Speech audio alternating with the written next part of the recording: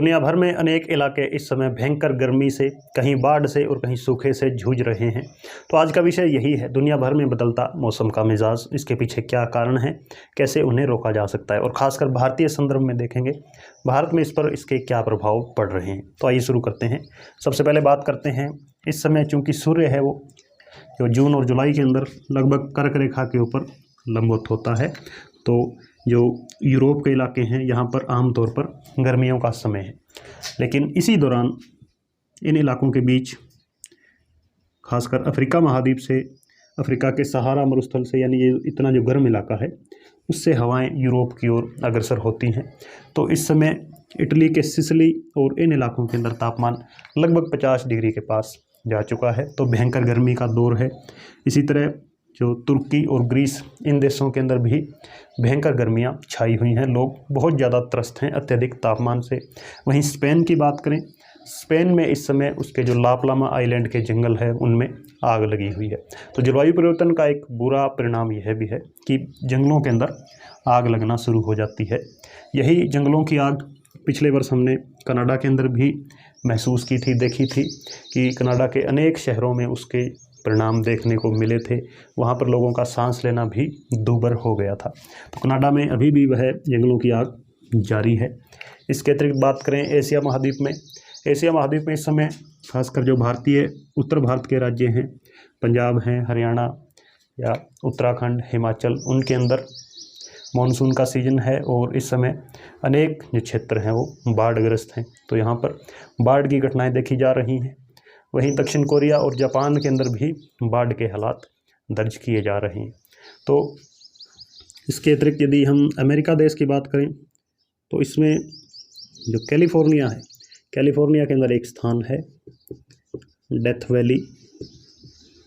वहाँ पर extreme heat के कारण जो टेम्परेचर है वो अभी कुछ दिन पहले 53.3 डिग्री दर्ज किया गया था। ऐसा क्यों होता है? क्योंकि वहाँ पर जो गर्म हवाएं हैं, नीचे के निम्न दाब को भरने के लिए गर्म हवाएं ही दूसरे क्षेत्रों से पहुँच रही हैं।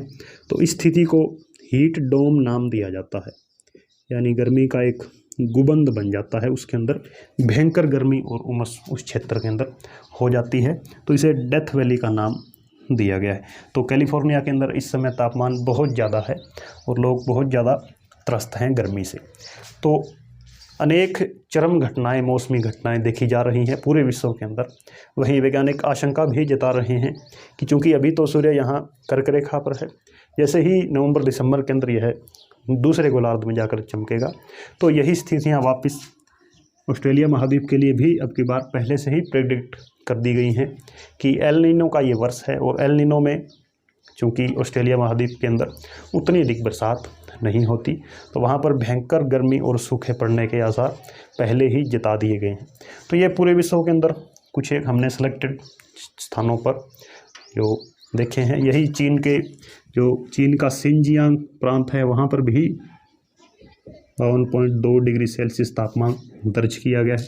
तो चारों तरफ एक तरह से क्लाइमेट की मार है। इसे वैज्ञानिक नाम देते हैं कि ये जो चीज़ें हो रही हैं चारों तरफ पूरे विश्व के अंदर, ये क्लाइमेट चेंज का ही परिणाम है, यानी जलवायु बदल रही है। और इसके पीछे एकमात्र कारण यदि हम कहें तो ह्यूमन है। तो मानवीय गतिविधियां ही इसके पीछे पूरी तरह से जिम्मेदार हैं। यदि प्राकृतिक रूप से ऐसा होता हो तो उसमें उतनी ज़्यादा समस्याएं नहीं होती, क्योंकि नेचर का एक साइकिल है वो चलता रहता है। लेकिन उसके अंदर हस्तक्षेप मनुष्यों के द्वारा लगातार किया जा रहा है। खासकर इसके अंदर दो बड़े देश, एक तो अमेरिका और चाइना, ये दो देश ये मिलकर विश्व का सर्वाधिक ग्रीन हाउस गैस उत्सर्जन करते हैं और इसी से जो क्लाइमेट का चेंज है उसके अंदर बहुत ज़्यादा इसको पुश मिलता है, रफ्तार मिलती है। तो हालांकि अमेरिका तो एक विकसित देश है और एक बहुत बड़ी एक महाशक्ति है, तो इसे अन्य देशों के ऊपर अपनी एक तरह से कम कहें जो आर्थिक स्थिति मजबूत करने के लिए, इसके पास जो अपनी स्थिति को कायम या स्टेबल रखने के लिए जो महाशक्ति है, तो बहुत ज़्यादा कार्बन इन्हें इमिशन करना पड़ता है। वहीं चाइना की बात करें तो चाइना इसके बदौलत एक विकासशील देश है, अभी बहुत विकसित नहीं हुआ है। विकासशील देशों के अंदर अभी कार्बन के उत्सर्जन को कम नहीं किया जा सकता, क्योंकि तमाम तरह की इंडस्ट्रीज़ को चलाने के लिए कोयले या अन्य जो गैसें हैं उनकी आवश्यकता पड़ती है, कोयले की भी आवश्यकता पड़ती है। तो अभी इनके हालांकि राजदूतों की मीटिंग चल रही है। ऐसा पहली बार हुआ है कि दोनों देश इस क्लाइमेट चेंज के मुद्दे पर एक दूसरे से मिले हैं।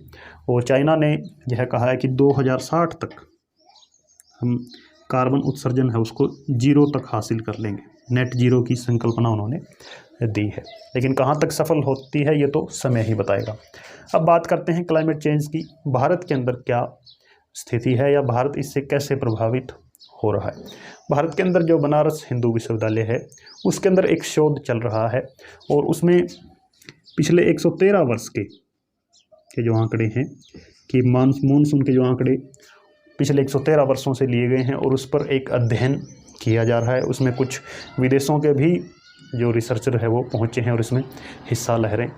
अभी तक एक चीज़ इसमें जो बात निकल कर सामने आई है कि आम तौर पर या इससे कुछ साल पहले ही मानसून ज़्यादा सक्रिय होता था, खासकर पूर्वोत्तर भारत के राज्यों में या इन राज्यों के अंदर। यहाँ उस जो बारिश की घटनाएं हैं वो ज़्यादा देखने को मिलती थी।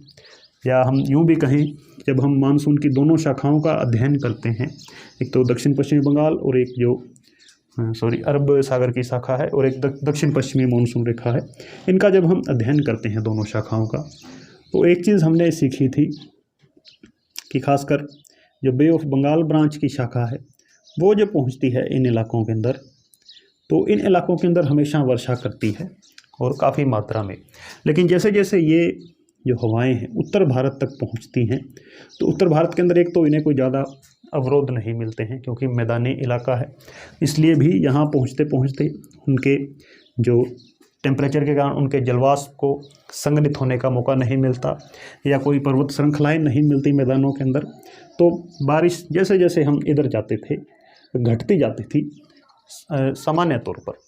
इसीलिए हम उत्तर भारत के अंदर खासकर राजस्थान, इधर पाकिस्तान और इन इलाकों के अंदर जो मरुस्थल को देखते हैं।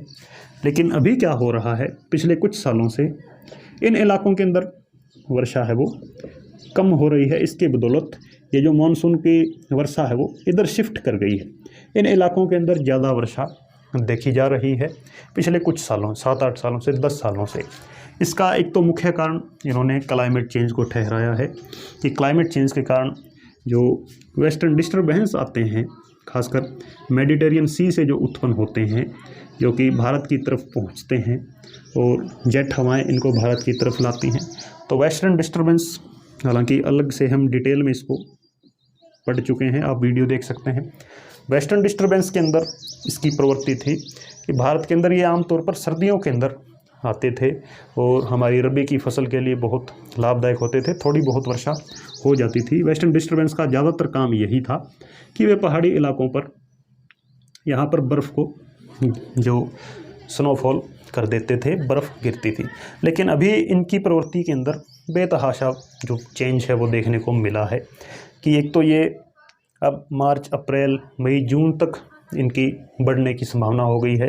जून जुलाई के अंदर भी अब वेस्टर्न डिस्टर्बेंस देखने को मिल जाते हैं।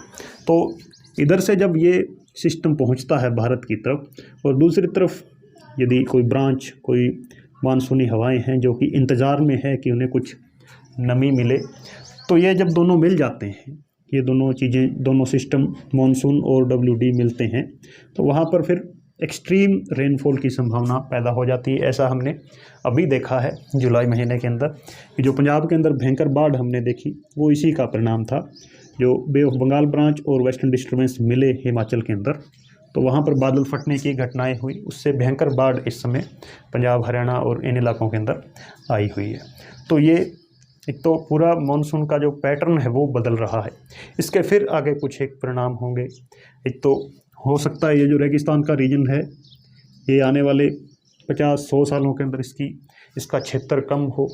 दूसरा, बाढ़ की घटनाएं हो सकता है अब बहुत ज़्यादा देखने को मिले, उसके लिए फिर अलग से प्रयास करना होगा सरकार को। जैसे दक्षिण कोरिया के अंदर अभी बाढ़ आई हुई है काफ़ी और 40 से 50 लोगों की मृत्यु भी हुई है।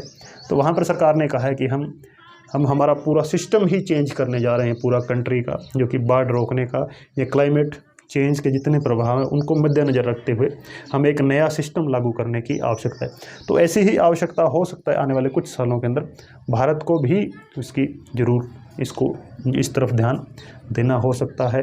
नदियों के पानी का वितरण है या कुछ एक अन्य नहरें और ज़्यादा उनको बिछाने की आवश्यकता होगी। तो कुल मिलाकर पूरी दुनिया के अंदर क्लाइमेट चेंज नाम का दानव है ये इस समय लगातार इसके वैश्विक प्रभाव महसूस किए जा रहे हैं। तो और पूरे विश्व को एक साथ सामूहिक प्रयास करने की आवश्यकता है। इसके पीछे के कारण, इसके सबसे बड़े कारणों में एक नाम आता है पूंजीवाद, कि किस तरह से लगातार ज़्यादा से ज़्यादा पूंजी कमाने के चक्कर में अनेक देश हैं वो बेतहाशा प्रोडक्शन किए जा रहे हैं, ऐसी चीज़ें बना रहे हैं जिनकी आवश्यकता ही नहीं है, या इतना ज़्यादा प्रोडक्शन पे ले रहे हैं मशीनों की सहायता से, आधुनिकीकरण की सहायता से, कि जिसकी उतनी ज़्यादा आवश्यकता नहीं है। तो पूंजीवाद को भी मद्देनज़र रखते हुए अनेक देशों को, सभी देशों को सामूहिक रूप से प्रयास करने की आवश्यकता है। धन्यवाद।